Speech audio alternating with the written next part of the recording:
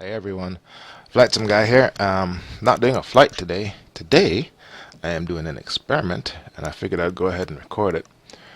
If it works out good, I'll go ahead and edit and publish. Otherwise, you will never know this existed.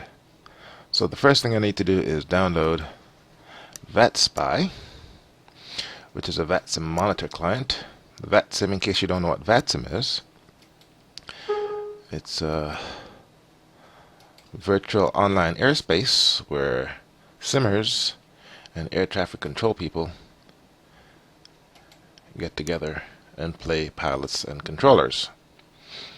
Alright, so I just installed VATSPy. Let's go ahead and fire it up. People don't need to be seeing my Facebook monitors. Disable notifications. Okay, alright, this is looking good here. Alright, so what I need to do is find an airport with a lot of traffic, a lot of landing traffic, and I think I can just do this. Still have to get used to this client. Another way I can find out is I can do this. Okay, these are all the controllers in the United States, and these are all the flights. Let's see here, destination. If I click on this, it sorts my destination. That's good. Alright, so we have, I want to find the airport that has the most. There we go. There's a whole bunch of planes coming into Kennedy. Let's keep looking. LA looks good. Miami looks good. Frisco looks good. I think Kennedy is my best shot. Alright, so let's go back to the map. Kennedy's over here somewhere. Let's do this. Alright, KJFK. Alright, so, and on my other computer, I'm going to go ahead and pull up taxi diagrams for KJFK. There. Alright. Alright, so at JFK, what I need to do next, I think, if you're going to be playing on VATSIM, in FS 2004, the moment you go into a multi-gaming session, it does away with all the artificial scenery.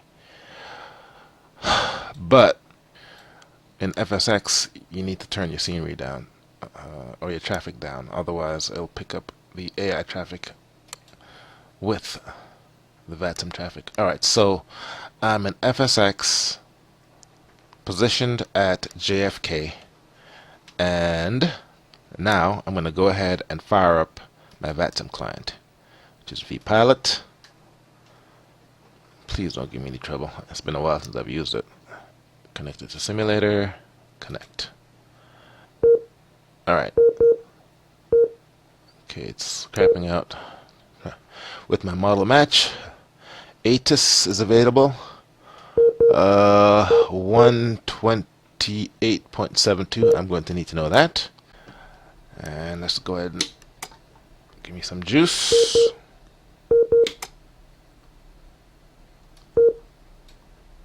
How about that? There. Com 1. There. Com 2. Kennedy, airport information, Tango. 16262. Alright, so it appears all traffic is coming in 22 left. I'm sorry, 22 right. I'm looking at my map, 22 right. Alright, so let's go ahead and minimize this. And I can go ahead and do a... Alright, 22 right. There's two runways, 22, 22. And I'm right here. Okay, so here's my plan.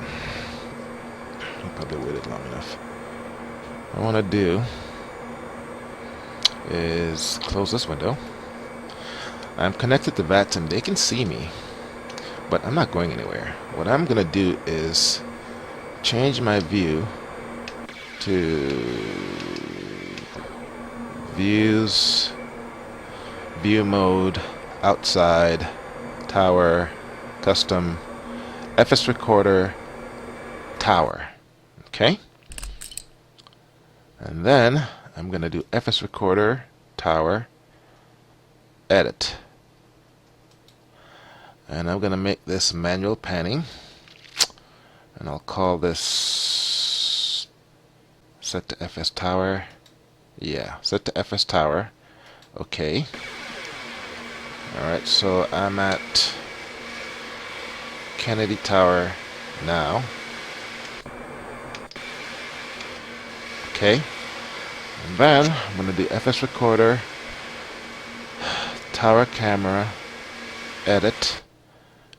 And I'll call this JFK Tower. Okay. FS Recorder, Tower, Save. And I'm going to call this JFK Tower. Save. Okay. Alright, that guy just took off. He's probably a player on VATSIM. Yes, it is.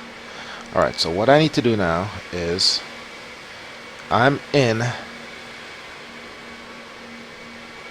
VATSIM gaming session. I'm in the tower view. All I'm going to do is, using the FSX camera movements, I'm going to move my FS Recorder camera to the foot of the runway. I should be able to just park my camera there. Which runway is it? So my 22 has to be this runway right there. That should be 22 right there. So all I need to do now, I point forward, control backspace. Let me just go ahead and fly my camera. And in theory, the VATSIM controllers aren't supposed to see anything. This should be just fine. Right, 22 right. Yep, there it is right there, 22 right. So all I need to do is move my camera.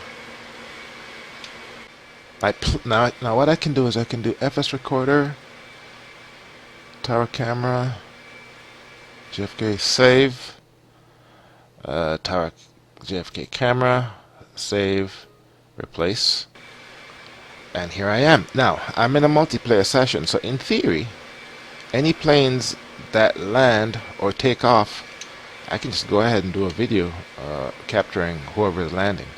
The point of this exercise: you fire up your simulator, you turn off your AI traffic, you log into VATSIM, and then you put your plane in the corner of some airport where no one's going to notice you, and then you create a virtual camera in FS Recorder and put the camera wherever you want. In this case, I'm putting it at the foot of 22 right.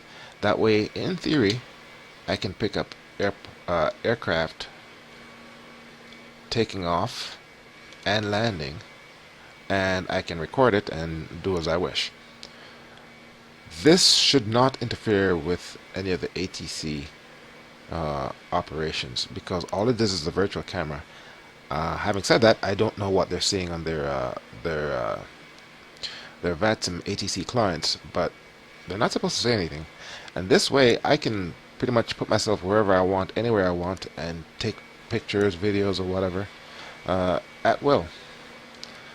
I used VATSPY, as you saw earlier, to see which airport has the most traffic. I guess this would be most suitable for a fly-in, you know. And I picked JFK, but evidently there is not a lot of stuff going on at JFK. But there is a flight, United Airlines 115.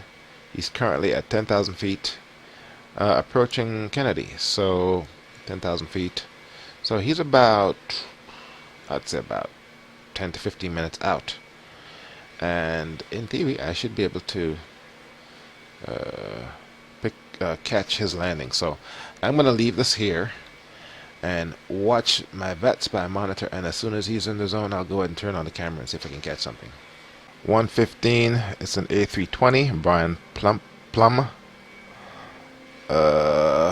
Went from Boston, Massachusetts to Kennedy. It's a pretty short flight for such a big plane. Nope, still nothing. I'm refreshing my VATSIM client, but the plane isn't moving on the map. I'm not sure what the problem is. Oh, there he is. Okay, he's slow to 150 knots, 2,900 feet. Landing runway 20. Yeah, he seems to be positioning himself for 22. Which there he is right there. Got him. Got him. All right.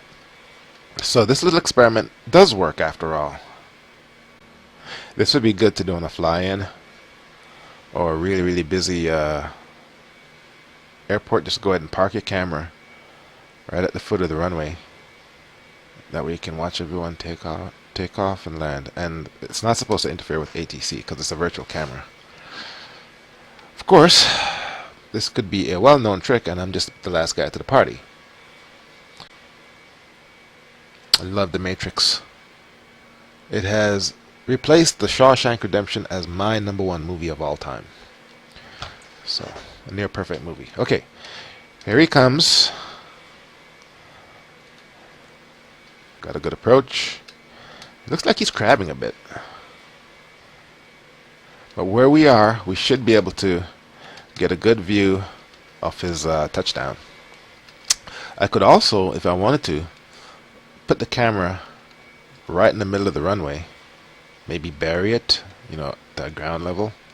But I think this viewpoint right here is just about perfect. 800 feet, and he's still 2 miles out. Pretty shallow approach.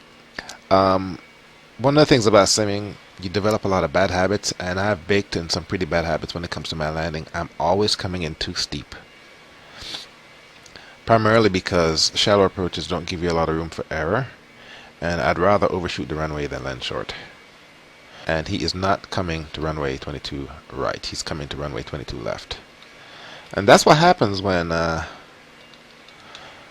you don't have a controller. You just pretty much land wherever you want.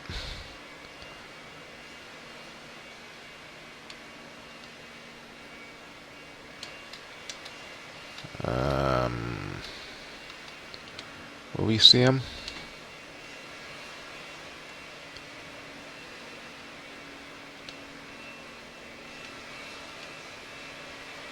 Can hear him.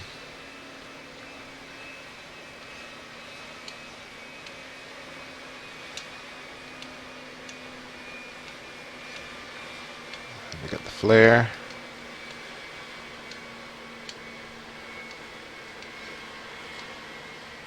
Not too bad. Good job. And thus ends this experiment. I'll see you next time.